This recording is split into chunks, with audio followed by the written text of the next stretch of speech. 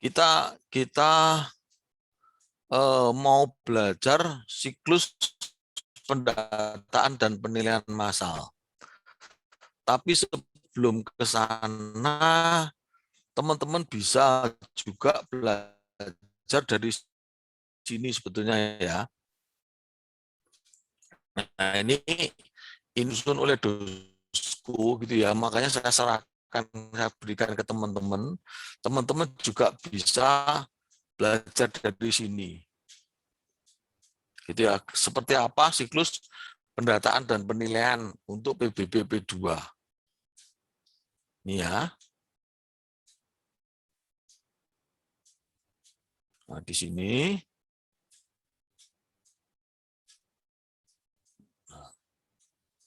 ada semua di sini. Terus kemudian teman-teman kalau untuk pengelolaan PBB P2, nah ini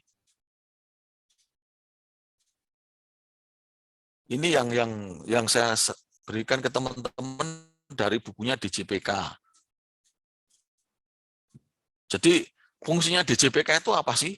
Fungsinya DJPK, Direktorat Jenderal Perimbangan Keuangan, itu untuk dalam tanda kutip membina kabupaten kota dalam pengelolaan salah satunya dalam pengelolaan pajak dan retribusi daerah, salah satunya alokasi khusus, dana alokasi umum, itu juga di DJPK. Tapi dalam hal pajak dan retribusi daerah, dia fungsinya sebagai regulator. Terus kedua untuk membina. Artinya membina itu biasanya daerah kalau mau bikin peraturan itu konsultasi dulu juga dengan DJPK. Atau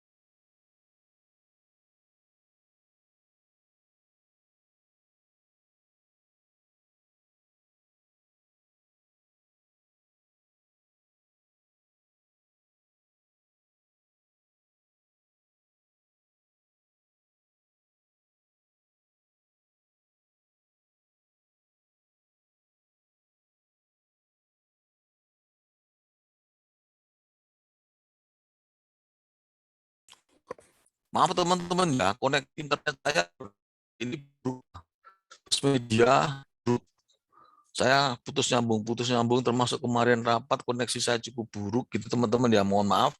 Ini saya ganti pakai tethering handphone ya, mohon maaf teman-teman ya kalau koneksi saya buruk putus nyambung, mohon dimaafkan. Beberapa hari ini memang koneksi di tempat saya buruk sekali. Oke, saya ulangi teman-teman ya, share screen lagi ya. Nah, ini teman-teman ya. Nah, fungsinya tadi DJPK adalah untuk ini apa namanya membuat regulasi. Ya, dia apa namanya yang membuat aturan, yang memberikan konsultasi kepada daerah dan lain sebagainya gitu ya. Biasanya saya dulu sering sering apa bekerja sama dengan DJPK untuk membuat apa pelatihan.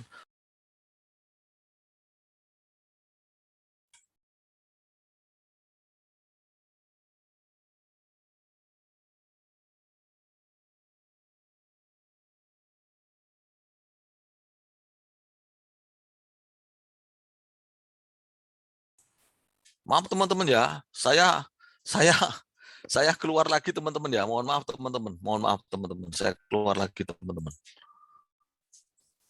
Mohon maaf saya keluar lagi teman-teman.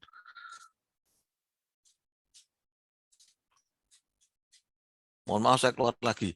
Maaf teman-teman ya, untuk sementara saya nanti kalau misalnya jaringan saya sudah stabil, saya nanti akan ini apa namanya on kamera lagi. Saya sementara stop video dulu. Baik, Nah, Pak. oke, mohon maaf teman-teman ya. Mohon maaf teman-teman ya. Iya, Pak. Oke. Nggak apa-apa, Pak. Oke. Jadi nah, ini DJPK teman-teman. Jadi silakan nanti teman-teman baca ya, sebagai teman-teman baca biar untuk sumber pengetahuan teman-teman, karena ini juga isinya nggak jauh-jauh dari CAP 533 teman-teman. Ya. Karena memang pada umumnya aturan-aturan dari apa namanya? Aturan-aturan dari PBBP 2 itu ngambilnya dari CAP 533 tadi. Ya, di CAP 533 sudah lengkap. Nah, ini teman-teman ada yang namanya pembayaran, penagihan dan lain-lain, ada di sini termasuk pengelolaan piutang gitu ya. Ya, silakan dibaca sebagai sumber informasi gitu ya. Kita kalau misalnya sebetulnya kalau kita hanya ada di bab 5 ya. Nah, ini pendaftaran, pendataan dan penilaian gitu ya. Tapi nggak ada salahnya teman-teman juga baca gitu ya, biar teman-teman tahu sebetulnya apa sih yang namanya peta blok, apa ya sih yang namanya DHR dan lain sebagainya. Mungkin itu teman-teman ya. Nanti silakan dibaca. Oke. Saya sekarang ini. Nah, siklus pendataan dan penilaian teman-teman. Siklus pendataan dan penilaian. Nah, yang pertama ada siklus PBB, kemudian siklus pendataan dan penilaian. Ada siklus PBB sendiri. Yang dimaksud siklus PBB itu apa sih? Yang dimaksud siklus PBB itu pada 1 tahun, biasanya pada 1 tahun pajak, yang dimulai dari 1 Januari sampai dengan 31 Desember, itu PBB itu ngapain aja kegiatannya. Pengelolaan PBB itu kegiatannya ngapain aja. Nah, itu yang dimaksud siklus PBB. Terus kemudian yang kedua ada siklus pendataan penilaian massal. Nah, pada 1 tahun, kalau ini sih belum tentu pada 1 tahun ya, PPM itu bisa pendataan lewat tahun, bisa juga pada 1 tahun pajak. Tapi biasanya sih dalam tanda kutip agak jarang yang lewat tahun. Agak jarang yang lewat tahun. Yang pernah saya lakukan dalam apa namanya, dalam melakukan pendataan dan penilaian adalah melakukan pendataan dan penilaian pada tahun pajak yang bersangkutan. Nanti di Desember itu sudah selesai pekerjaannya karena harus dipertanggungjawabkan APBN atau APBD yang digunakan untuk pendataan dan penilaian massal tadi. Jadi diharapkan dalam 1 tahun pajak pun itu pendataan dan penilaian massal juga bisa selesai. Nah, sekarang saya mulai yang pertama. Siklus penatausahaan pajak bumi dan bangunan gitu ya, siklus penatausahaan. Nah, yang pertama sebetulnya dimulai dari penyusunan rencana kerja. Jadi gini, objek ada yang dinamakan pembentukan basis data, ada yang dinamakan pemeliharaan basis data. Kapan dinamakan pembentukan basis data? Kapan dinamakan pemeliharaan basis data? Nah, dulu pada saat PBB itu dikelola oleh DJP, PBB 2 ya, dikelola oleh DJP, itu ada sistem yang namanya sismiop tadi. Nah, teman-teman pada saat mempelajari pajak daerah, itu sudah tahu kan struktur NOP untuk PBBP 2. Nah, NOP-nya itu sudah ada yang menganut struktur sismiop, ada juga yang belum menggunakan struktur sismiop. Jadi dia sudah dikelola menggunakan apa namanya model sismiop, sudah ada peta blok, sudah ada peta ZNT, ada juga yang belum mempunyai peta blok, belum mempunyai peta ZNT. Dikala daerah itu belum mempunyai peta blok, belum mempunyai peta ZNT, masih berupa bidang-bidang berupa persil, itu kalau misalnya terjadi kegiatan di situ namanya pembentukan basis data. Tapi kalau daerah tersebut sudah berstruktur sismiop, sudah dikasih SPOP, terus sudah dikasih sudah ada NGO, sudah ada peta bloknya, sudah ada peta ZNT-nya, itu namanya pemeliharaan basis data. Pembentukan basis data pada umumnya dilakukan di daerah-daerah yang luas. Jadi misalnya saya dulu pernah dinas di Kabupaten Cianjur. Untuk yang kota-kotanya atau wilayah kecamatan kelurahan yang dekat dengan kota, itu datanya sudah strukturnya sismiop. Tapi untuk daerah-daerah yang di puncak atau yang di pantai selatan, Cianjur, itu apa namanya itu masih belum berstruktur sismiop, sehingga dilakukan pembentukan basis data. Nah, baik pembentukan maupun pemeliharaan basis data, itu kegiatan awal yang dilakukan adalah penyusunan rencana kerja. Pada saat penyusunan rencana kerja ini, kita juga akan mengadakan sosialisasi dan edukasi kepada masyarakat sekitar. Bahwasanya di tempatmu, di kelurahan ini akan dilakukan pendataan sismiop, pendataan untuk kepentingan pemeliharaan basis data untuk kepentingan PBB, P2. Nah, terus kemudian masyarakat biasanya diajari untuk mengisi formulir SPOP biasanya. Tapi kalau di pedesaan, biasanya mereka ada yang tidak bisa baca tulis dan lain sebagainya. Akhirnya mereka yang mengisikan adalah petugas pendata, nanti dia diminta untuk tanda tangan, yang seharusnya dia mengisi sendiri. Gitu ya. Nah, setelah rencana kerja ini disetujui, maka dilakukan pendataan dan pemutakhiran NJOP ini. Nah, gitu ya. Jadi kalau misalnya tadi, kalau pemeliharaan, itu berarti strukturnya sudah sismiop, terus kemudian hanya kita update. Oh, yang semula bangunannya 1 lantai sudah ada yang jadi 2 lantai. Oh, yang semula tanah di sini nilainya adalah 1 juta sudah naik menjadi 2 juta. Terus kemudian apa namanya, ada pemecahan NJOP, ada pemecahan NOP, misalnya dijual kepada orang lain, dipecah. Terus kemudian yang punya sudah meninggal menjadi warisan, diganti mutasi ini. Gitu ya. Jadi wajib pajak di sini itu bisa aktif, bisa pasif. Bisa aktif artinya dia langsung memohon ke kantor pajak daerah untuk dilakukan perubahan data subjek pajak.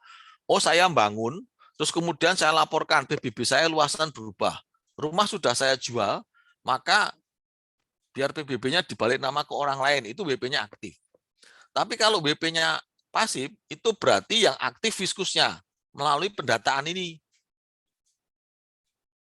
Nah, diberikan SPOP. Terus kemudian penundaan pengembalian SPOP ini kalau untuk PBB P2 jarang. Karena dia sistemnya pendataan massal, karena petugas langsung mendatangi rumah-rumah. Kemudian mengkomunikasikan terhadap isian SPOP tersebut kepada wajib pajak. Kalau PBB P5L kan SPOP disampaikan kepada wajib pajak bisa melalui surat, bisa melalui kanal elektronik, kemudian bisa melalui media-media yang lain gitu kan. Kalau yang PBB P2 ini biasanya langsung didatangi wajib pajaknya, disuruh untuk mengisi formulir SPOP. Kalau nggak bisa, biasanya dalam tanda kutip diisikan. Ya, jangan dibandingkan dengan PBB P5L. PBB P2 ini wajib pajaknya dari kaya sampai dengan miskin. Hampir semua warga negara kena sepanjang dia punya tanah dan bangunan. Jadi bayangkan aja di desa-desa, orang yang tidak bisa baca tulis itu harus mengisi formulir SPOP, sehingga mau nggak mau diisikan oleh petugasnya. Ya, kalian jangan membayangkan di kota Jakarta yang high-rise building dan lain sebagainya. Di nun jauh desanya, di desa-desa, ada yang SPOP-nya nanti isinya berupa tanah tegalan, berupa kebun masyarakat yang ada di kaki gunung. Terus kemudian ada misalnya tanah yang tandus di bukit misalnya. Nah, itu kan harus diisi SPOP juga. Padahal mohon maaf yang punya tanah dan bangunan itu mungkin orang desa yang mungkin belum tentu bisa baca tulis, keberadaannya ada di gunung rumahnya dan lain sebagainya, fasilitas pendidikan tidak memadai dan lain sebagainya. Itu teman-teman. Karena kalau PBB P2 ini hampir semua wilayah, hampir semua tanah itu sudah didata untuk kepentingan PBB P2. Gitu teman-teman ya. Oke, terus kemudian selanjutnya ini kalau ada memang dari hasil pendataan itu kemudian diterbitkan SPPT PBB. Ya, diterbitkan SPPT PBB. Pada umumnya si SPPT-nya sudah terbit, hanya saja tadi struktur NOP-nya berbeda antara yang sudah sismiop sama yang belum. Kalau yang sudah sismiop ya berarti ini updating data di SPPT PBB. Kalau wajib pajak yang belum dapat SPPT PBB, dia pasti minta salinan SPPT PBB atau minta surat keterangan NJOP untuk keperluan tertentu misalnya. Nah, terus wajib pajak bisa juga mengajukan pembetulan atau pembatalan terhadap SPPT PBB apabila memang ada data-data yang tidak sesuai. Gitu ya. Misalnya gini. Namanya salah, bisa diajukan pembetulan. Terus kemudian orang tuanya sudah meninggal atau SPPT-nya sudah dijual, tanahnya sudah dijual, tapi masih terbit atas nama orang tuanya pada yang membeli sudah punya SPPT, maka dilakukan pembatalan. SPPT PBB. Gitu ya. Nah, setelah SPPT diterbitkan, kemudian didistribusikan. Nah, ini biasanya penyusunan rencana kerja ini adanya di semester 2 biasanya. Ini ada di bulan September sampai dengan Desember biasanya ada di sini. Terus kemudian di penerbitan SPPT biasanya mulai Januari. Jadi data masuk di Desember masuk semua, entry data selesai, gitu ya, entry data selesai. Terus kemudian di Januari mulai dicetak SPPT-nya. Terus kemudian Januari, Februari biasanya mulai didistribusikan. Ya, Januari, Februari mulai didistribusikan. Kalau di Jakarta, biasanya batas akhir pendistribusian SPPT kepada wajib pajak adalah tanggal 28 Februari. Gitu ya, tanggal 28 Februari. Tapi kalau di daerah kabupaten kota yang lain, itu macam-macam.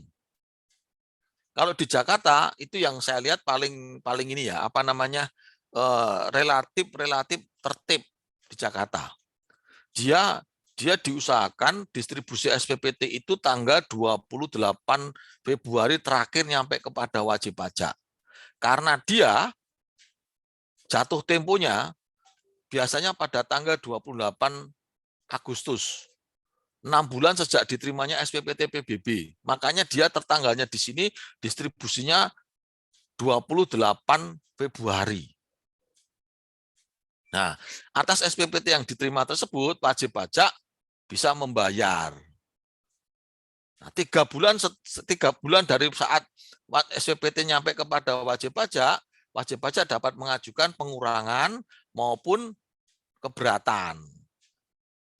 Pengurangan atas PBB yang tidak mampu itu dibayar karena alasan ekonomi, alasan gagal panen itu mengajukan pengurangan. Kalau keberatan biasanya karena keberatan banding ini biasanya karena salah data atau misalnya tidak sesuai. Oh, tanah saya cuma luasnya 100 meter, tapi kenapa ditagih 200 meter? Bangunan saya cuma satu lantai, kenapa di sini 2 lantai? Nah, di sini. Terus kemudian kalau yang nggak mampu bayar juga bisa mengajukan angsuran. Nah, kemudian dibayar, proses selanjutnya penagihan. Penagihan pada saat penagihan ini penagihan aktif teman-teman juga sudah belajar kan, maksudnya penagihan dengan surat paksa dan lain sebagainya. Nah, kemudian ada pemeriksaan penerbitan SKP, tapi untuk yang PBB 2 ini rasanya jarang. Ya, untuk yang PBB 2 ini rasanya jarang. Karena PBB 2 ini pada umumnya adalah bersifat official assessment. Ya, pada umumnya adalah bersifat official assessment. Sifat assessment-nya itu ada di sini. Ada di SPOP di sini. Jadi di sini sifatnya self assessment, wajib pajak dikasih SPOP, wajib pajak mengisi SPOP-nya. Nah, ini self assessment. Setelah wajib pajak mengisi SPOP-nya, di sini mulai official assessment semua. Nah, karena hampir official assessment, maka kegiatan pemeriksaan dan penerbitan SKP ini jarang dilakukan. Ya, selama saya mengurusi PBBP 2, saya hampir tidak pernah melakukan SKP maupun pemeriksaan PBBP 2. Kalau STP ya tagihan pajak ya, karena memang wajib pajaknya tidak bayar. Tapi kalau untuk yang SKP kalau untuk yang pemeriksaan gitu ya, sama untuk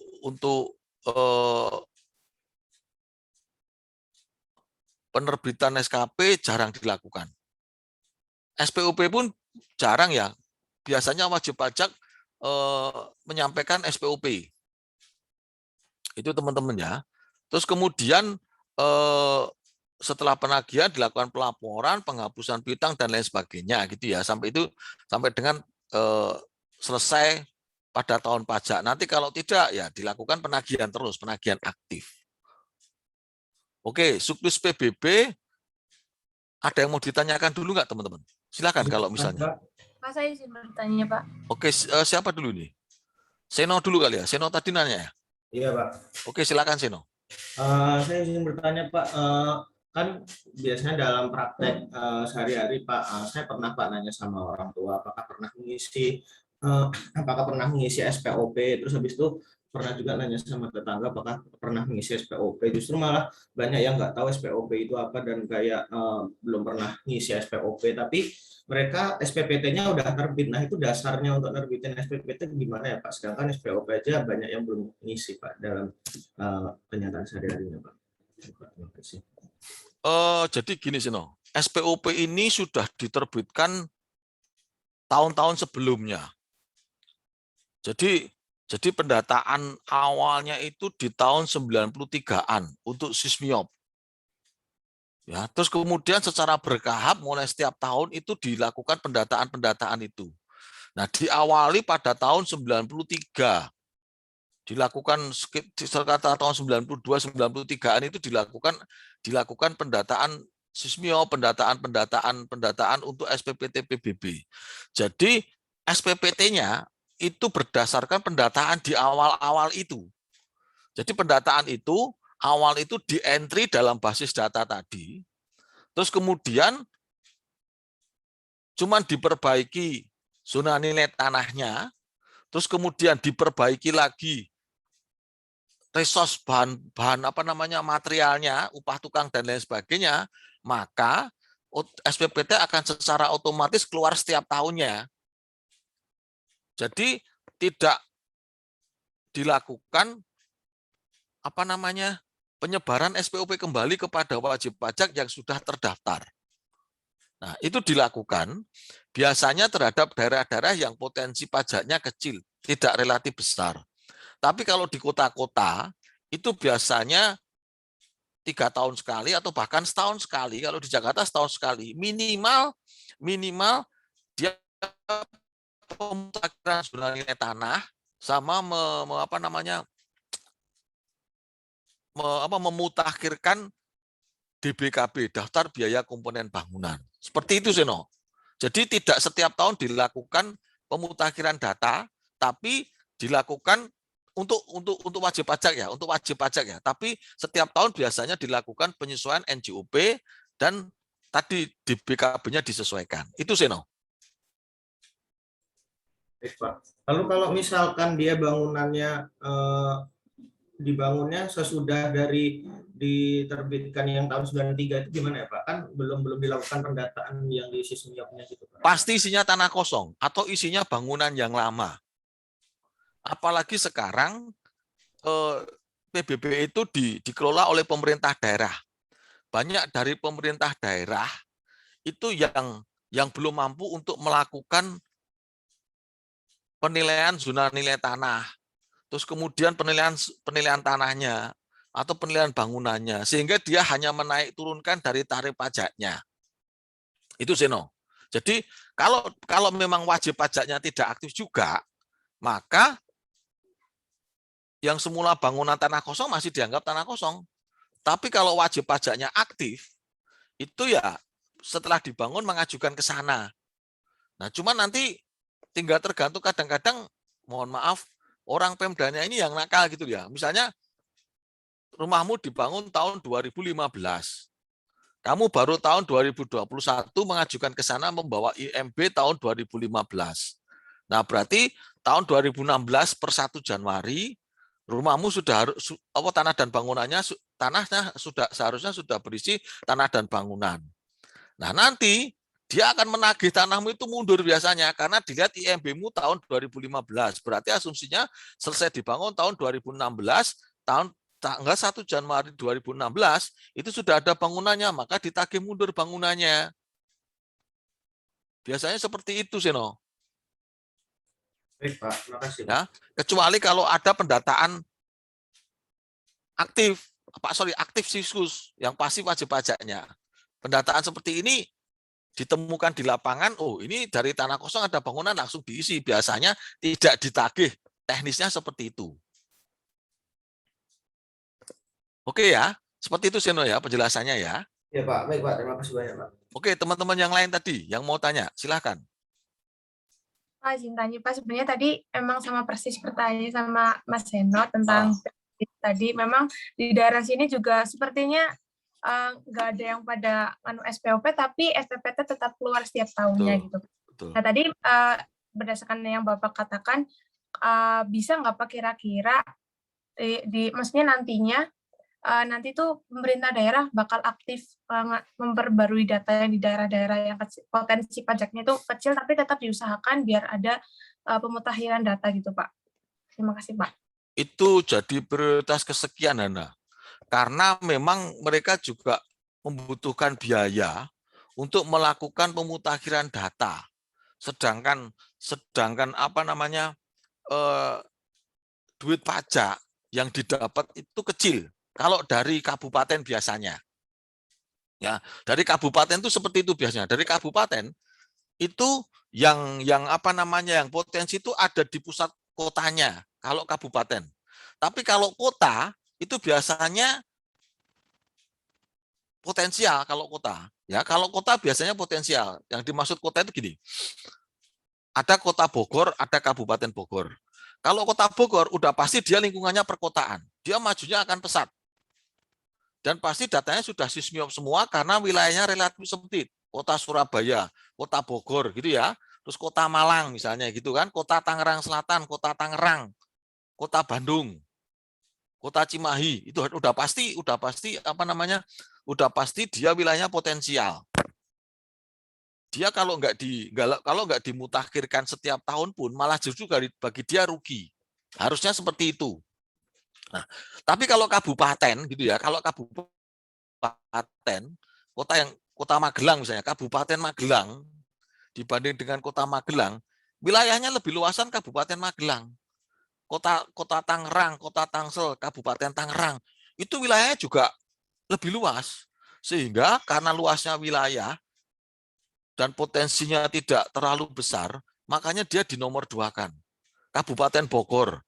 Kabupaten Bogor itu paling yang digarap yang daerah Sentul City, terus kemudian daerah-daerah yang dekat dengan kota Bogor, terus kemudian daerah-daerah puncak yang mungkin menjanjikan dari villa-villanya. Tapi yang di Jasinga sana, yang di apa namanya Parung Panjang sana, yang Bogor, yang potensinya masih kurang jadi nomor sekian.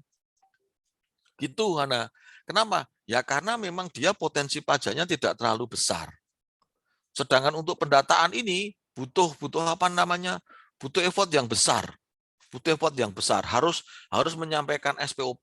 Terus kemudian setelah harus menyampaikan SPOP, data satu persatu, kemudian memperbaiki petanya. Terus setelah dapat data, kemudian dicek lapangan, petanya diperbaiki. Terus kemudian direkam dalam Sismiom, petanya diupdate SIG-nya. Terus kemudian setelah selesai dicek lagi baru diterbitkan SPPT PBB, itu butuh waktu yang lama. Apalagi kalau kondisi sekarang, saya yakin pegawainya nggak akan mampu untuk melakukan pendataan PBB sendiri kalau memang pegawainya cuma sedikit. Ya, kami dulu itu untuk melakukan pendataan atau pemutakhiran data biasanya menggunakan pihak ketiga. Cuman memang menggunakan pihak ketiga itu kalau untuk pemeliharaan sedikit agak riskan. Karena kalau untuk pemeliharaan nanti datanya ditimpa-timpa sama apa namanya? Sama data yang baru. Jadi kalau untuk pembentukan basis data, datanya belum sismiop, datanya belum punya peta, itu langsung kita bikinkan data yang baru, data yang lama hilang semua nggak apa-apa. Tapi kalau untuk pemeliharaan, itu jangan sampai data yang lama itu hilang. Yang semula rumahmu itu 100 meter, sekarang jadi 200 meter, jangan sampai sejarah hilang, apalagi dia punya tunggakan. Nggak bisa ditrace ulang. Solusinya gimana? Biasanya kalau untuk pemeliharaan, kalau saya dulu, itu mengisi SPOP menggunakan pensil. SPOP diisi semua, sesuai dengan isian yang ada di basis data, sismiop, itu pakai pensil semua. Nah, sampai di lapangan kita komunikasikan, ini NOP sekian atas nama si A. Ini si A, oh si A sudah nggak ada Pak, itu orang tua saya. Sekarang jadi siapa di sini? Saya anaknya. Nah, kita minta surat keterangan warisnya, kita minta surat apa namanya sertifikat yang baru yang atas namanya kita perbaiki. Nah di situ kalau sudah kita isi duluan seperti itu nggak akan salah, datanya jadi mutakhir. Tapi kalau kita ngisinya dalam tanda kutip SPOP-nya ngawur, nanti sampai di kantor berantakan lagi, susah nyari selah datanya. Itu Hana, ya. Oke, oke Baik, teman-teman Pak. yang lain, Pak. silahkan. Izin bertanya, Pak. Oke, silahkan. Pak, ini, Sanita. ini tadi Bapak membahas tentang membuat peta ZNT ya, Pak. Nah, Ya. peta ZNT itu udah ada tetap untuk satu daerah atau setiap kita memutakhirkan data atau pembentukan data itu membuat ZNT yang baru? Awalnya, seperti yang slide saya kemarin, itu adalah peta itu dibuat sesuai dengan kondisi wilayah pada saat itu. Pada saat dibuat. Gitu ya. Awalnya pada saat dibuat. Sebentar.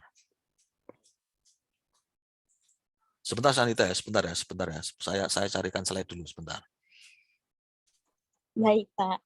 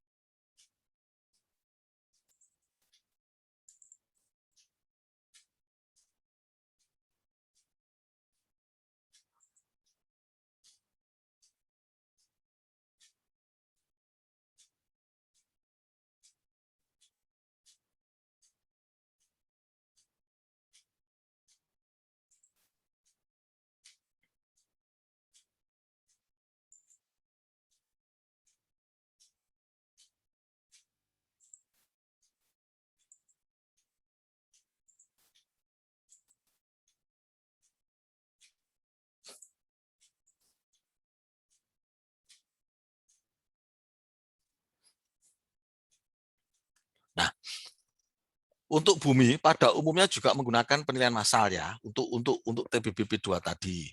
Nah, ini objek-objek yang memiliki homogenitas, objek-objek yang sama dan berdekatan dapat dibuat dalam satu NJOP yang sama, yang namanya zona nilai tanah tadi. Terus, nah ini contoh peta kelurahan ini apa namanya Pondok Karya, Kecamatan Pondok Aren, Kota Tangerang Selatan. Nah, peta kelurahannya kan gini nih, peta kelurahannya. Ya, ini peta kelurahannya kan gini. Terus kemudian dibuat dalam ini apa namanya blok-blok ya, dalam blok-blok. Ada blok 1, blok 2, blok 3, blok 4 gitu ya.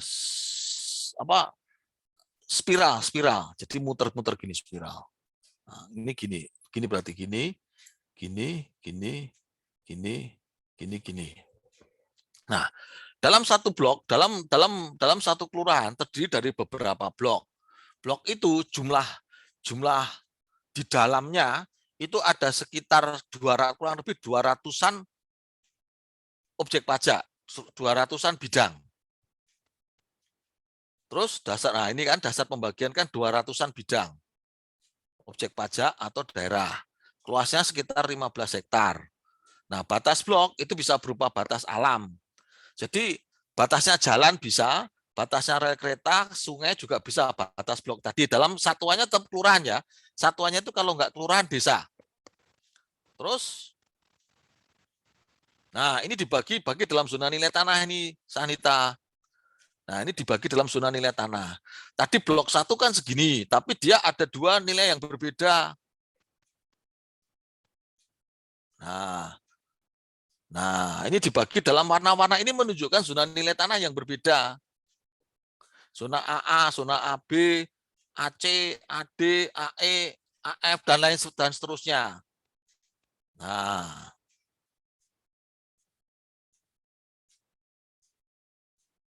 gitu ya. Maaf ya, ini salah ya kemarin ya. Ini AE, ini harusnya AF, sorry ya. Ini AF, satunya AF. AG, ini. Gitu ya. Jadi dalam satu kelurahan itu dibagi dalam zona-zona. Ini kapan? Ya pada saat sekarang, pada saat pendataan. Pada saat sekarang. Nah, terus bisa nggak seperti nggak bisa.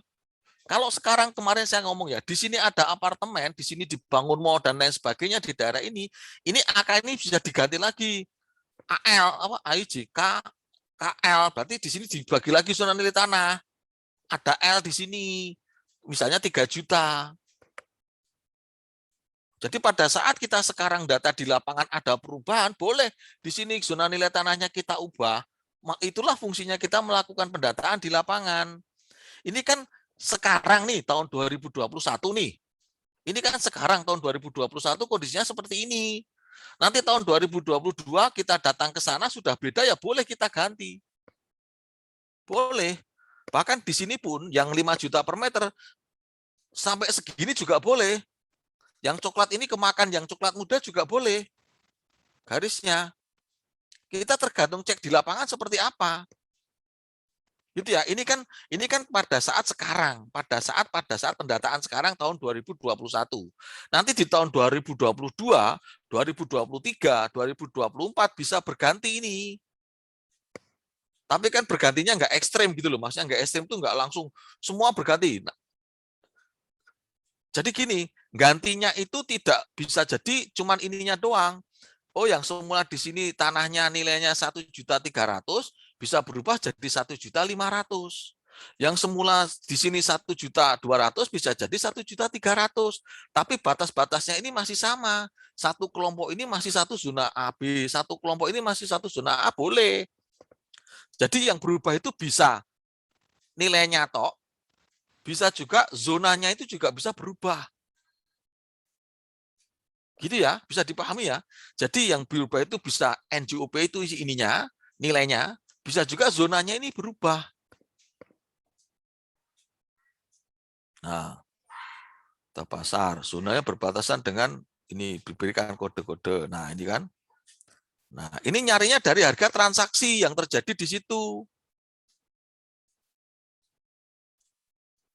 Nah, sorry. Ini tuh harga transaksi. Ini sebaran harga transaksi yang ada di daerah itu. Kan satu zona ini di-adjust oleh minimal 3. Kalau misalnya AG, adanya kok cuma 2, dia boleh, ada 3 nih. Data nomor 15, data nomor 16, dan data nomor 17. 3 data untuk melakukan penyesuaian dalam satu zona. AI cuman ada 2, nomor 19 dan 20. Dia boleh menggunakan datanya orang lain, datanya AJ boleh. Tapi kan dilakukan penyesuaian, tambah kurang adjustment. Dia boleh menggunakan data nomor 20, data nomor 19, dan data nomor 21.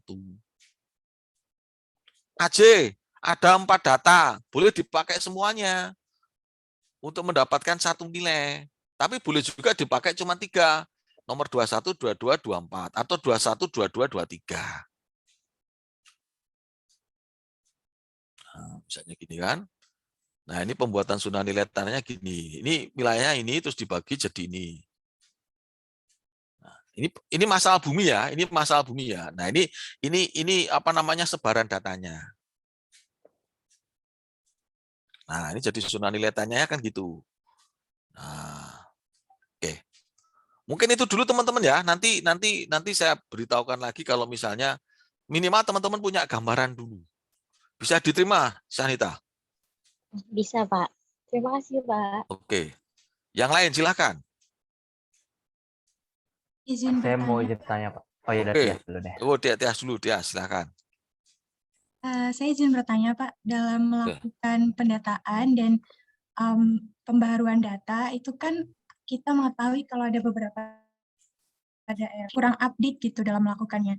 Misal seharusnya dilakukan setiap tahun, tapi ada yang melakukan misal 10 tahun sekali gitu. Nah, padahal itu karena kekurangan SDM gitu, Pak.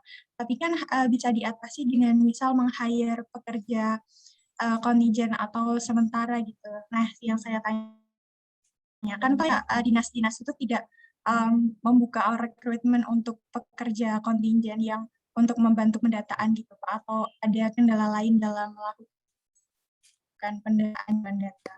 Kalau di tempat saya dulu, saya mempunyai tenaga honorer yang memang ditugaskan untuk melakukan pendataan itu.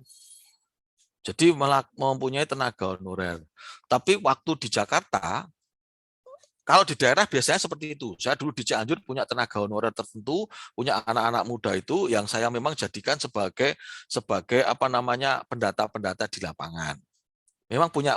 Jadi dia memang apa ya, gaji honorer tiap tahun digaji oleh kantor gitu ya, memang dilakukan untuk pendataan. Terus kemudian atau cek lapangan kalau memang di tempat jauh-jauh gitu, memang kita bekerja sama juga sama orang kelurahan.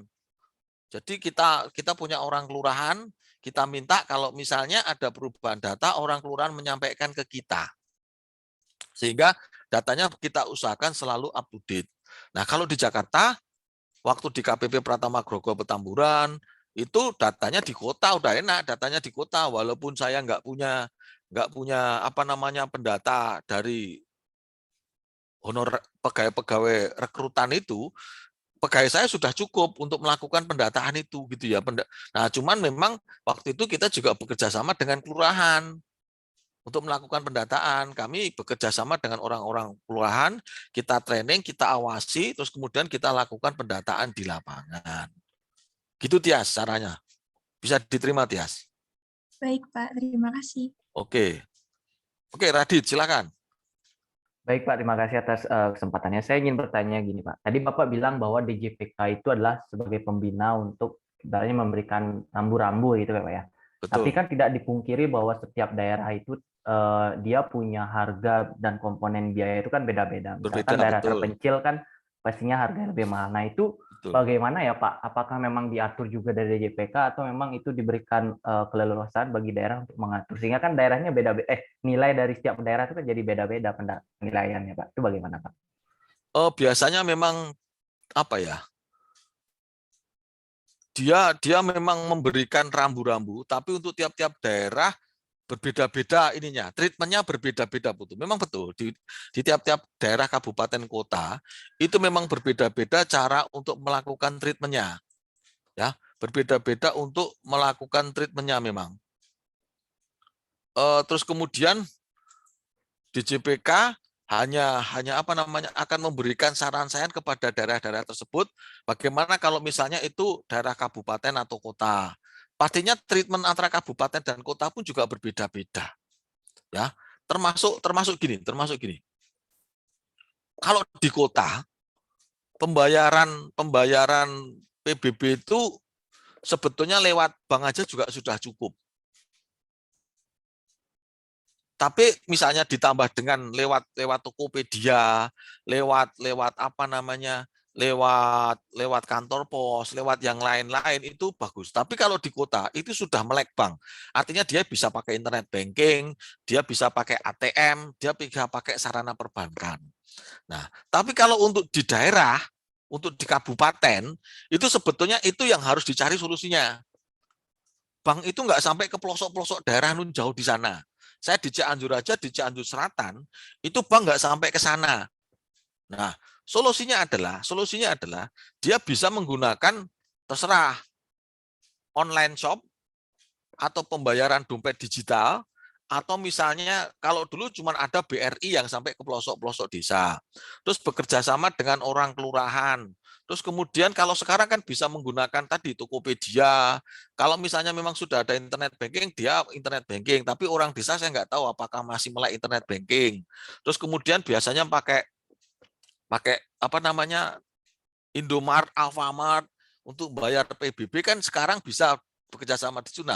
Untuk yang kabupaten kota, untuk yang kabupaten itu disarankan untuk memperbanyak tempat pembayaran PBB. Nah, kalau kami dulu itu bekerja sama dengan orang kelurahan. Itu yang dalam tanda kutip dulu itu karena memang belum ada Alfamart, Indomart sebanyak sekarang, online belum ada. Kelemahannya apa? Banyak sekali terjadi ya duit tidak masuk ke kas negara, duit dipakai dulu, macam-macam lah.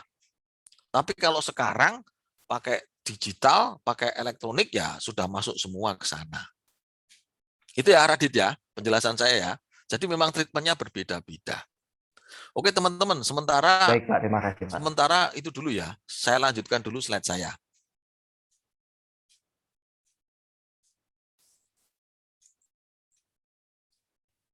Nah ini siklus PBB. Terus kemudian selanjutnya. Nah ini siklus pendataan dan penilaian. Siklus pendataan dan penilaian.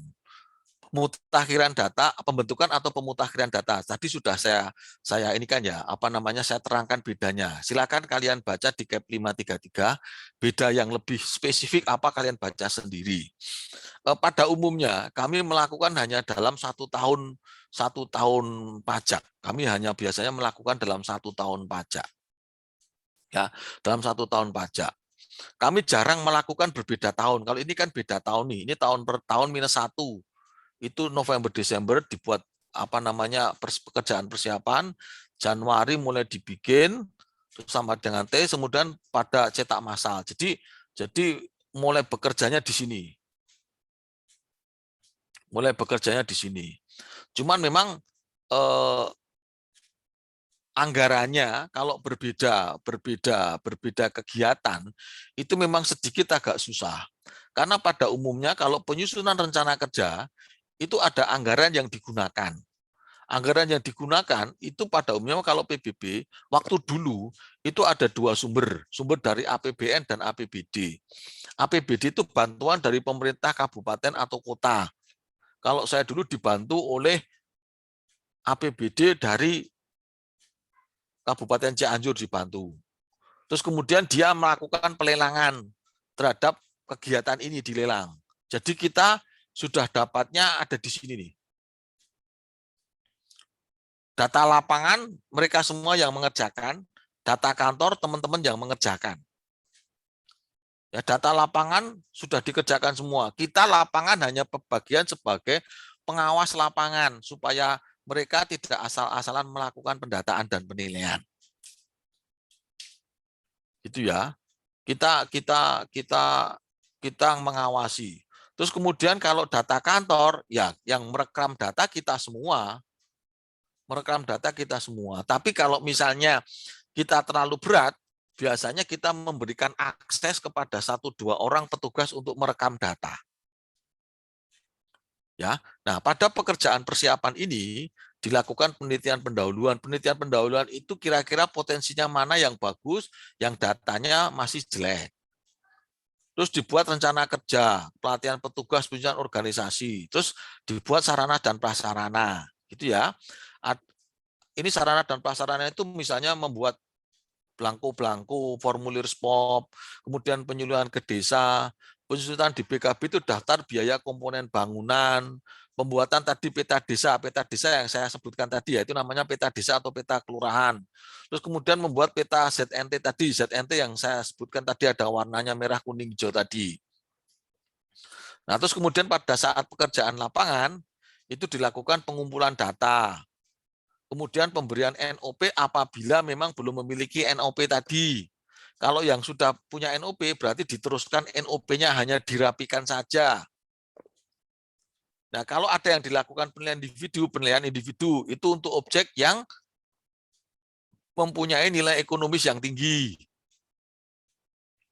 Nah, kemudian dilakukan penelitian hasil. Jadi dicocokin lagi hasilnya seperti apa di lapangan. Ini dalam bentuk sketch semua. Gitu ya, dalam bentuk sketch. Jadi NOP-nya sudah dikasih, kemudian dibuat sketch-nya, terus di sini ada NOP-nya semua. Nah, terus kemudian dibuat pekerjaan kantor. Pekerjaan kantor tadi jangan lupa SPOP-nya harus ditandatangani oleh wajib pajak. Terus kemudian direkam dalam bahasa data Sysmiop, terus kemudian tadi di quality control itu dicetak lagi, dicek lagi, terus kemudian dicetak DHR, daftar hasil rekaman. DHR itu daftar hasil rekaman. Jadi sudah direkam, sudah di input datanya dalam komputer terus dicetak. Fungsinya buat apa? Buat ngecek ini, buat ngecek.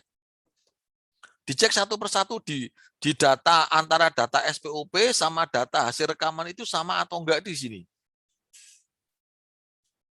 Nah, di sini dibuat peta kelurahan. Tadi hasil seket-seket di sini dibuat di sini. Peta kelurahan, peta blok, buat peta ZNT di digit ini.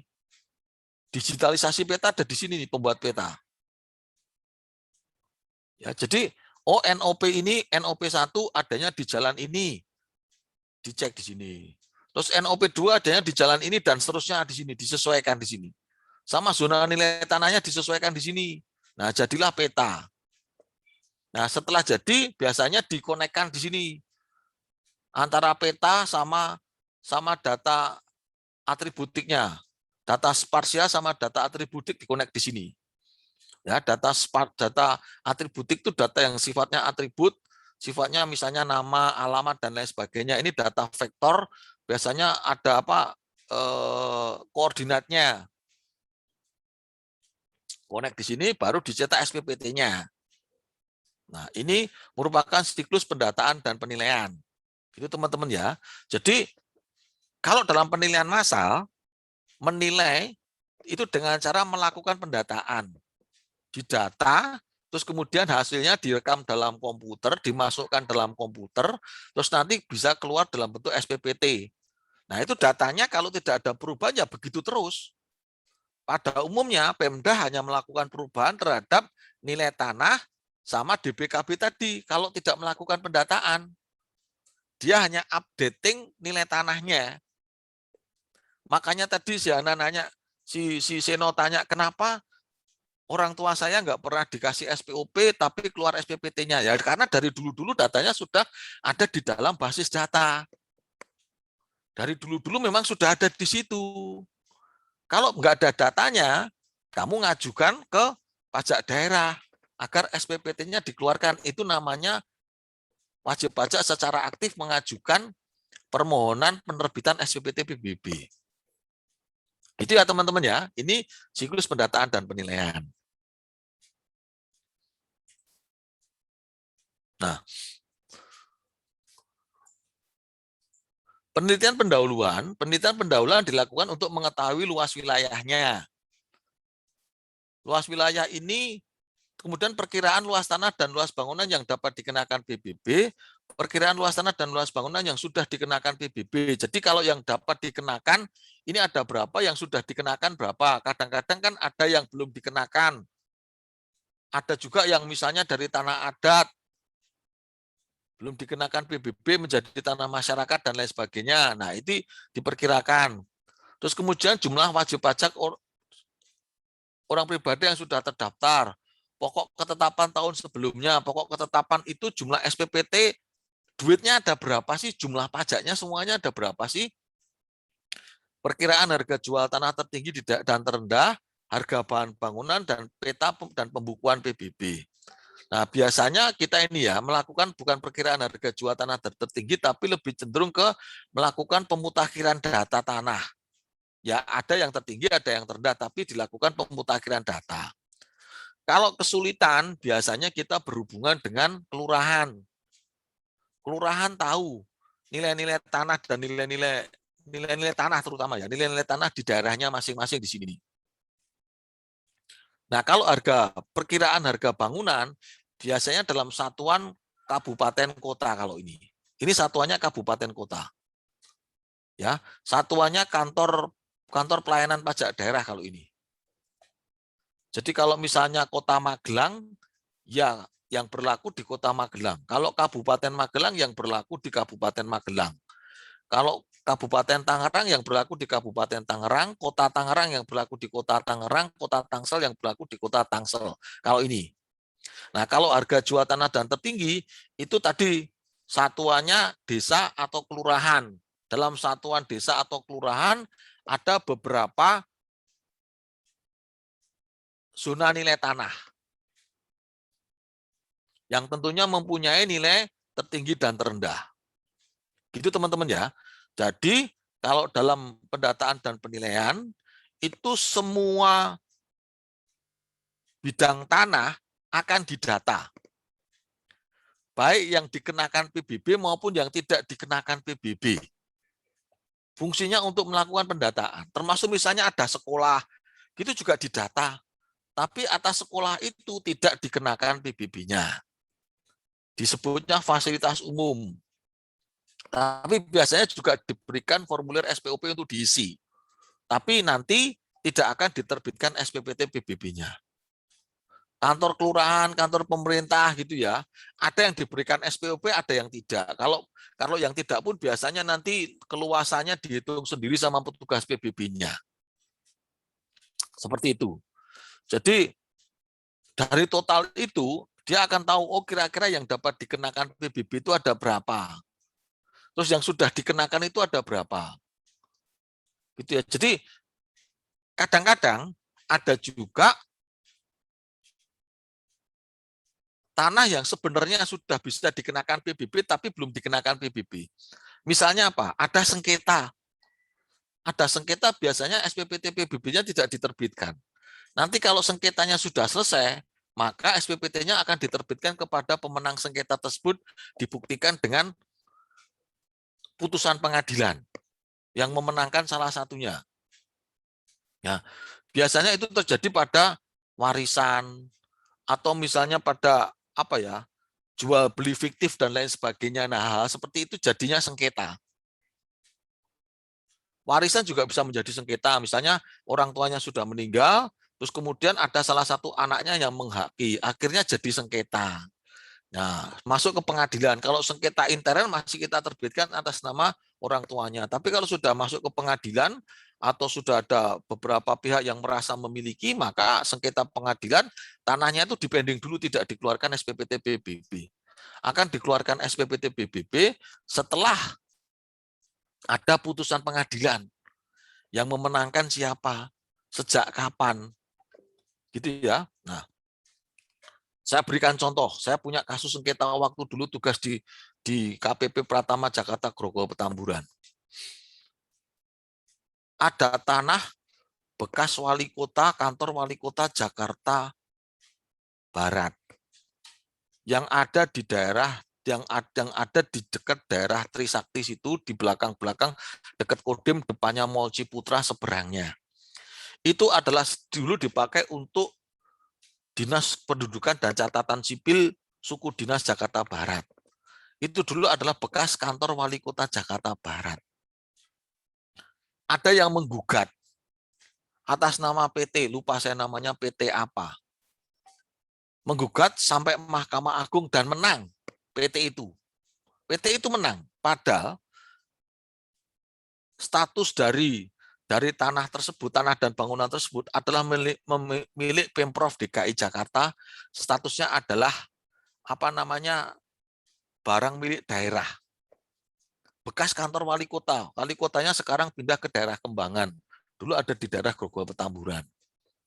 Nah, semacam itu kan sengketa. Dulu tidak dikenakan PBB.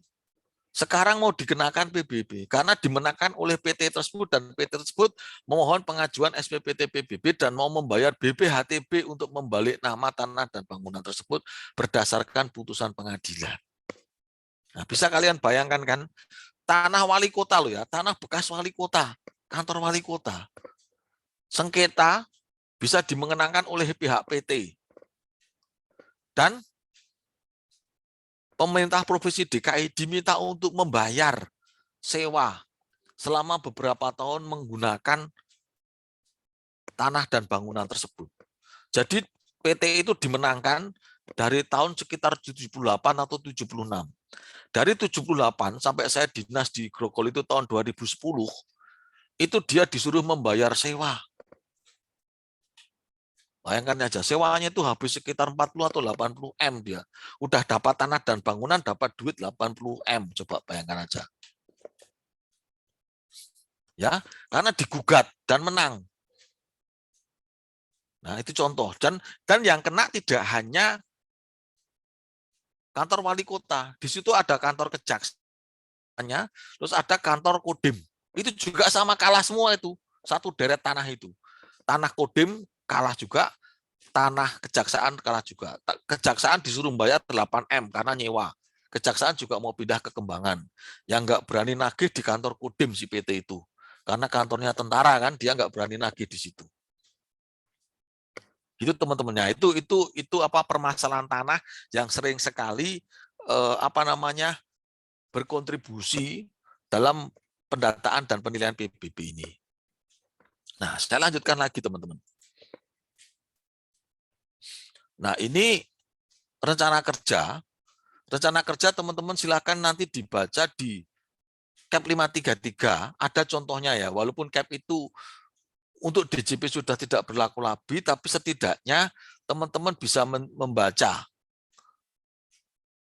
jadwal pelaksanaan, sarana dan prasarannya, jenis pekerjaannya apa saja, dan lain sebagainya, apa saja ada. Gitu ya teman-teman. Silahkan nanti dibaca. Terus kemudian, ini contoh rencana kerjanya. Terus, nah, ada yang namanya pendaftaran, ada yang namanya pendataan, ada yang namanya penilaian gitu ya. Kalau pendaftaran itu tadi, tanahnya belum mempunyai SPPT PBB. Itu didaftarkan, dilakukan dengan pendaftaran. Ya, secara aktif pendaftaran. Terus kemudian pendataan tadi dilakukan pendataan ulang. Sudah ada datanya dilakukan pendataan, ya penilaian dilakukan penilaian. Itu dilakukan dengan penilaian. Terus, nah, secara aktif dilakukan oleh Visus, secara pasif pemicunya datang dari wajib pajak. Tadi ya, secara aktif. Secara aktif artinya apa? Secara aktif, Visus aktif untuk melakukan pendataan dan pemutakhiran data. Penilaian datang ke tempatnya wajib pajak dengan melakukan penyebaran formulir SPOP. Itu secara aktif. Secara pasif, WP-nya datang. Tadi si Seno bilang, berarti kalau misalnya dulu tanah saya masih berupa tanah kosong, sekarang sudah ada bangunannya, berarti di SPPT bapak saya masih berupa tanah kosong ya? Iya, masih berupa tanah kosong.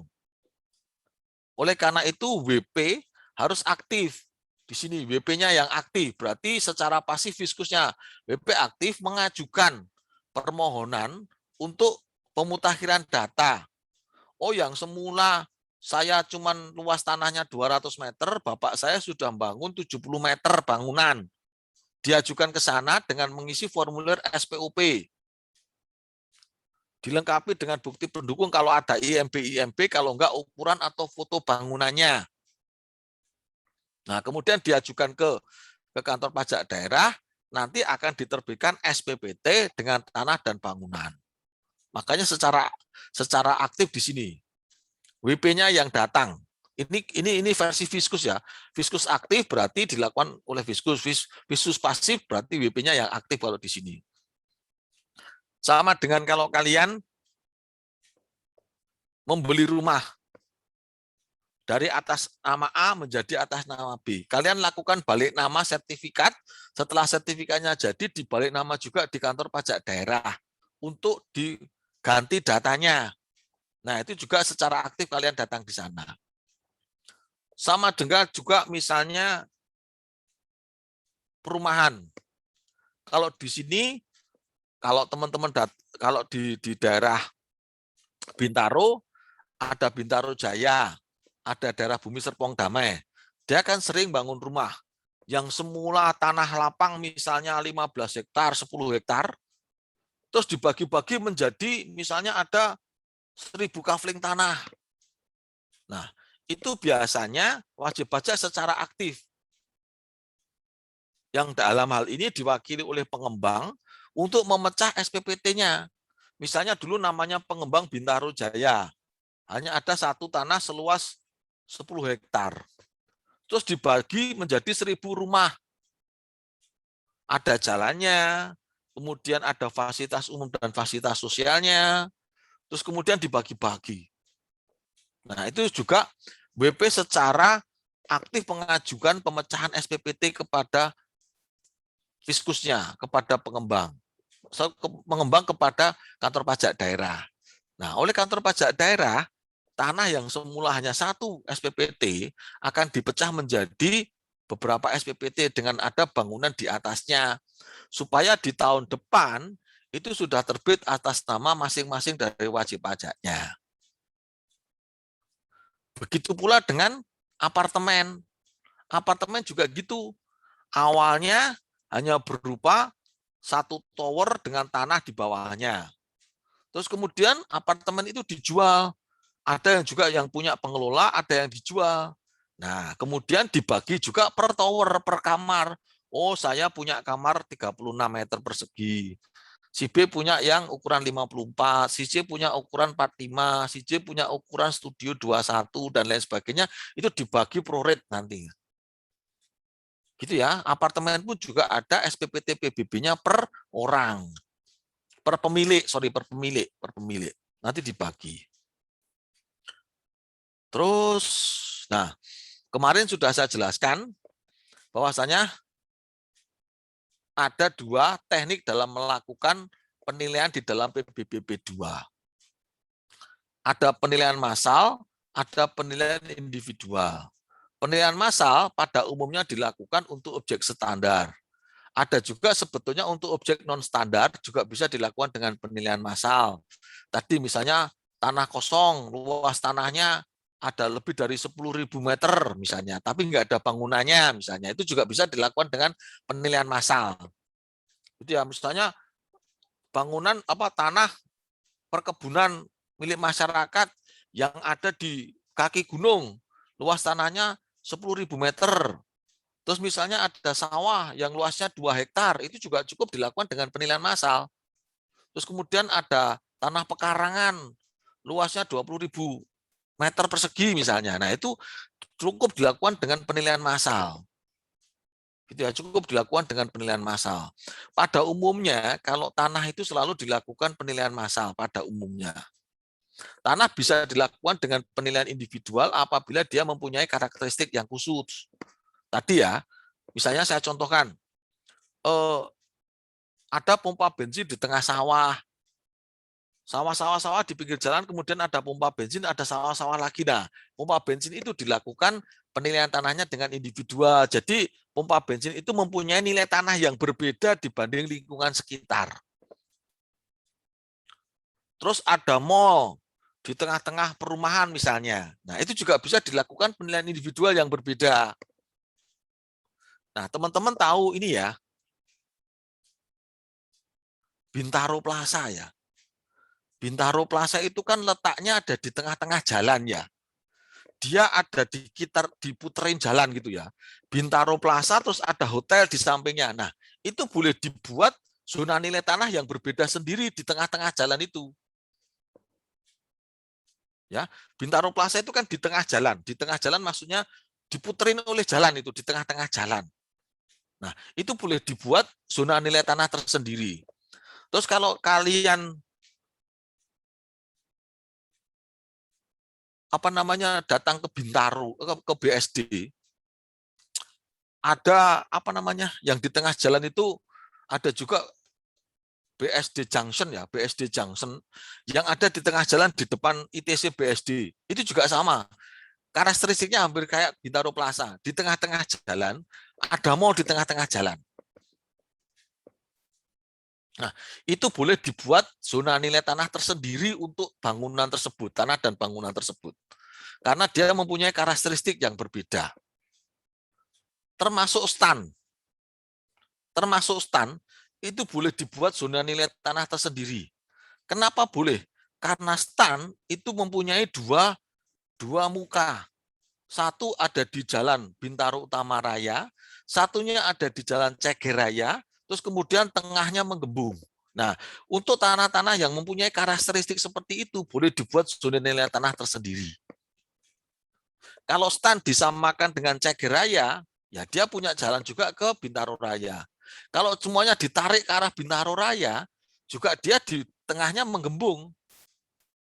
Mungkin keberatan kalau misalnya stan itu ada PBB-nya gitu ya. Contohnya kalau stan itu saya anggap punya PBB. Kebetulan kalau punya negara sekarang belum dikenakan PBB. Itu ya teman-teman ya. Nah, terus misalnya apalagi ya? Yang lote ya. Lote itu juga ada di tengah jalan ya. Lote itu kan ada di tengah jalan ya. Lote yang di sana sebelum stan itu, yang depan rumah sakit itu ya. Itu kan juga agak di tengah jalan. Nah, itu boleh dibuat zona nilai tanah tersendiri yang di model-model seperti itu. Contoh seperti itu. Nah, untuk yang penilaian individual kayak tadi Bintaro Plaza, terus di belakang Bintaro Plaza tadi ada hotel tadi sampingnya, itu digunakan penilaian individual untuk bangunannya karena dia mempunyai nilai ekonomis yang tinggi. Nah, jeleknya penilaian individual ini harus setiap tahun diupdate. Penilaian individual ini tidak seperti penilaian massal. Kalau penilaian massal itu DBKB-nya diubah, DBKB yang ada di Sismiop itu diubah, maka dia akan otomatis nilai bangunannya berubah untuk bangunannya. Kalau untuk tanah, tiap tahun insya Allah diubah. Tapi kalau untuk bangunan, itu biasanya hanya dilakukan updating dalam DBKB-nya. Dilakukan updating dalam DBKB massal. Ya. Jadi gini, DBKB itu ada dua. DBKB di dalam Sismiop untuk penilaian massal dan DBKB yang untuk penilaian individual. Teman-teman yang pernah mengikuti mata kuliah saya untuk penilaian properti residensial, pernah saya bagikan DBKB. Yang saya bagi ke kalian itu adalah DBKB 2000. DBKB 2000 adalah DBKB untuk penilaian individual. DBKB 2000, DBKB itu tidak terintegrasi dengan Sismiop. Dia adalah program aplikasi tersendiri. Dia boleh disebut sebagai CAV. Dia bukan CAMA. Dia CAV. Karena tidak terintegrasi dengan mass appraisal. Ya, dia hanya individual. Nah, dia cara menghitungnya kalau untuk yang massa tadi dimasukkan ke dalam Sismiop, terus kemudian diubah diubah harga resource-nya, maka tanah dan bangunannya akan berubah. Kalau yang untuk massal. Nah, yang untuk individual ini enggak. Yang untuk individual itu kalian harus masukin SPOP-nya ke dalam aplikasi ini kan yang sudah pernah praktek. Ke dalam aplikasi ini baru keluar nilainya. Nilainya ini baru di-entry ke dalam Sismiop. Baru keluarlah baru keluarnya NJOP bumi dan bangunannya dari hasil penilaian ini. Nah, kalau tidak dilakukan updating data di penilaian individual ini, maka akan menggunakan data-data penilaian individual yang lama. Karena ini resource-nya dan aplikasinya terpisah dari yang Sismiop tadi yang massal. Maka harus dilakukan penilaian individual ulang lagi. Ya, harus dilakukan penilaian individual ulang lagi. Di dalam DBKB yang CAV tadi, dimasukkan apa namanya resource lagi, dimasukkan resource pada untuk tahun 2022, terus dilakukan penilaian lagi. Makanya untuk penilaian individual ini tidak dilakukan tiap tahun, biasanya pada 3 tahun sekali biasanya. Makanya selama 3 tahun mungkin NJOP-nya akan tetap untuk bangunannya. Itu teman-teman, untuk yang massa sama individual bedanya itu. Untuk penilaian itu ya. Kalau yang massal otomatis diubah DBKB-nya di Sismiom berubah semua. Kalau individual karena pakai DBKB 2000 maka tidak berubah nilainya. Harus diubah dengan DBKB 2000 lagi supaya bisa berubah nilainya atau dihitung manual. Jadi kalau misalnya ada bandar udara, dihitung manual. Hasil hitung manual dimasukkan dalam Sismiom. Terbit untuk SPPT tahun 2022. Nanti 2023, tahun 2023, tanahnya pasti akan berubah karena selalu dimutakhirkan, diupdate tanahnya dengan zona nilai tanah tadi. Tapi kalau bangunannya harus dinilai ulang lagi supaya nilainya berubah. Cuman kan nggak mungkin setiap tahun menilai bandara, setiap tahun menilai pelabuhan, setiap tahun menilai ini kan nggak mungkin juga. WP-nya teriak-teriak kalau seperti itu. Ya beda sama yang PBB perkebunan, perhutanan dan lain sebagainya. Kalau yang BPP, BBP 2 ini beda. Gitu ya teman-teman ya. Jadi nanti kapan akan berubah? Ya nanti ada pemeliharaan basis data lagi. WP-nya disurati 3 tahun kemudian, Bandar Udara Soekarno-Hatta disuratin, ngisi SPOP dan SPOP lagi, maka akan dilakukan penilaian individual lagi. Tuh, terus, nah, peta ya, peta keluarannya ada peta desa, tadi ya, peta desa yang saya sebutkan tadi, peta desa sekarang sudah banyak, bisa minta di Bakor Sultanal, atau minta bisa di Dinas TNI AD, itu ada semua. Peta blok tadi, dibikin blok-bloknya tadi, blok 1, blok 2, blok 3, peta zona nilai tanah tadi, yang warna-warni tadi yang saya sebutkan. Nah, DHR ini daftar hasil rekaman. Daftar hasil rekaman itu dari apa? Dari formulir SPOP yang direkam, di-input datanya di dalam komputer Sismiom, terus kemudian dicetak dalam bentuk daftar hasil rekaman. Itu tabel-tabel isinya. NOP 1 namanya Pak A, tanahnya sekian, bangunannya misalnya luasnya sekian, genteng biasa, keramik lantainya, terus kemudian temboknya dari pasangan batu bata, terus kemudian zona nilai tanahnya AA dan seterusnya, itu namanya DHR. Nah, DHR ini untuk ngecek isian SPOP tadi benar atau salah. Oke teman-teman, sampai di situ dulu. Ada yang mau ditanyakan nggak? Masih ada waktu sekitar 5 menitan, karena saya jam 9 biasanya saya akhiri, saya butuh waktu 10 menit nanti untuk update portalnya. Silakan kalau mau. Oke, silakan. Saya tadi penasaran sama itu Pak, yang NJOP tadi Pak, penilaian tanahnya kan Pak. Kalau di daerah saya Pak, kemarin kan saya sempat dapat tugas dari dosen untuk nyari data transaksi itu ya di atas 10 data kan Pak. Terus saya ke kelurahan, ke orang-orang juga, itu tuh nilai tanah tuh dari 2018 udah transaksinya tuh udah di atas 1 juta kan Pak. Nah, pas saya lihat NJOP itu dari tahun-tahun sebelumnya itu masih di antara 50.000 sampai 100.000 per meter Pak. Nah, itu tuh apa emang belum diupdate atau emang karena biaya update-nya mahal atau emang sengaja gitu Pak, karena melihat penghasilan masyarakat itu Pak? Banyak faktornya ya. Sebetulnya faktor yang ini sebetulnya malah justru dari pemerintah daerahnya sendiri yang tidak ada kemauan untuk mengupdate datanya. Jadi tadi Wahyu,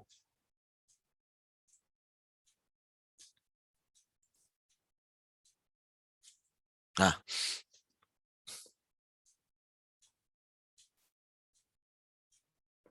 sebentar ya.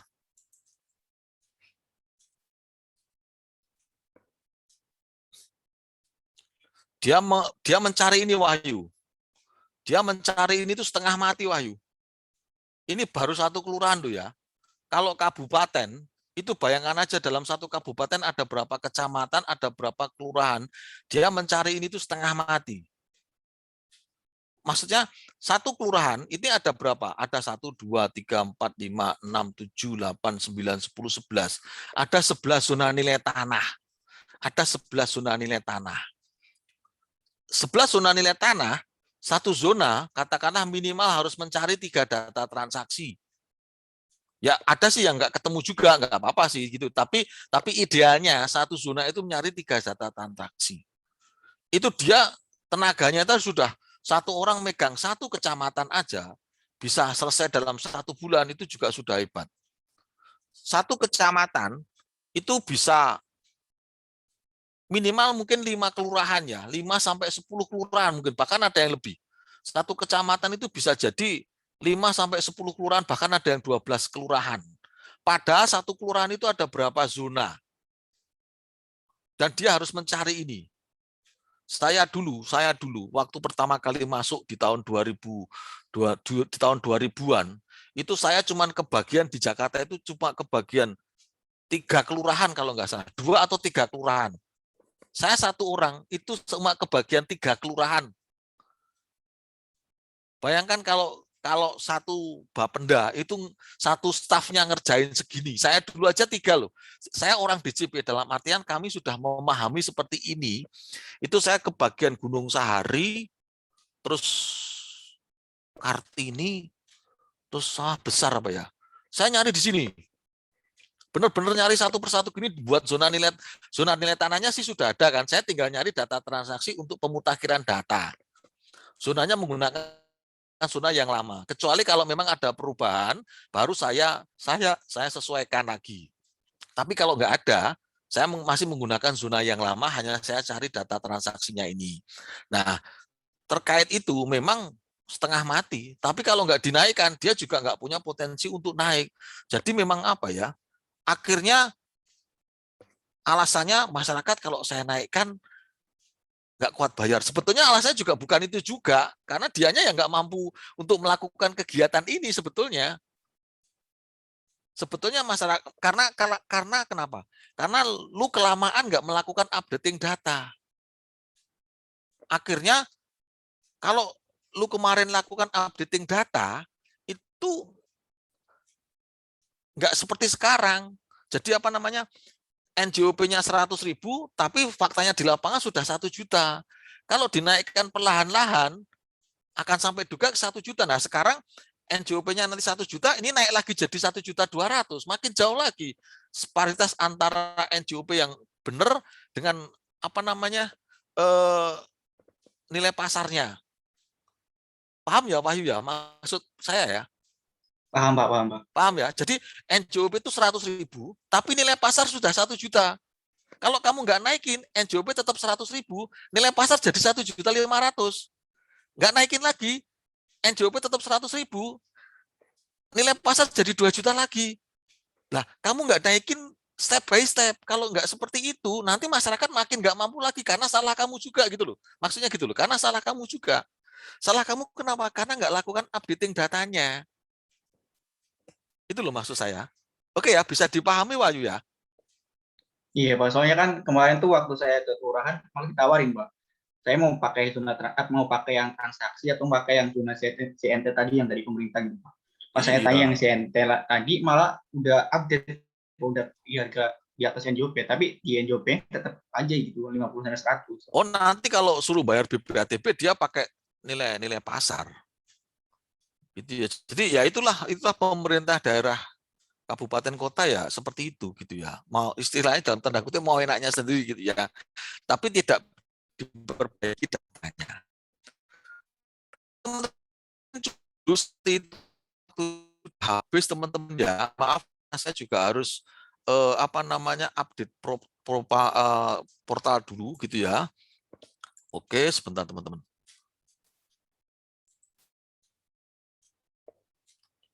Oke teman-teman, ini di portal saya. Harold hadir nggak?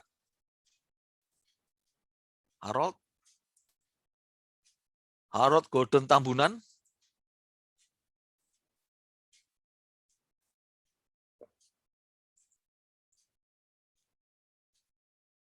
Harold hadir nggak, Harold? Di Zoom-nya ada, Pak. Mungkin lagi ke belakang. Oke. Terus Hero. Hadir, Pak. Ini belum absen ya, Heru ya? Hadir, Pak. Oke, belum absen. Iya, Pak. Nggak bisa login, Pak. Sanita belum absen. Betul, Pak. Oke, teman-teman ya. Mungkin untuk hari ini cukup sekian. Nanti kita sambung lagi di pertemuan kita yang ketiga, gitu ya. Insya Allah masih waktunya tetap sama. Nanti kalau misalnya ada hal-hal yang akan ditanyakan, silahkan, gitu ya. Intinya seperti itu. Oke teman-teman ya, cukup ya. Mohon maaf ya, karena waktunya sudah habis. Karena kita juga waktunya cuma sebentar, 2 JP beda sama 3 JP. Mungkin kuliah hari ini saya akhiri. Terima kasih semua. Wabillahi taufiq wal hidayah. Wassalamualaikum warahmatullahi wabarakatuh. Waalaikumsalam. Waalaikumsalam Waalaikumsalam warahmatullahi wabarakatuh. Terima kasih, Pak. Terima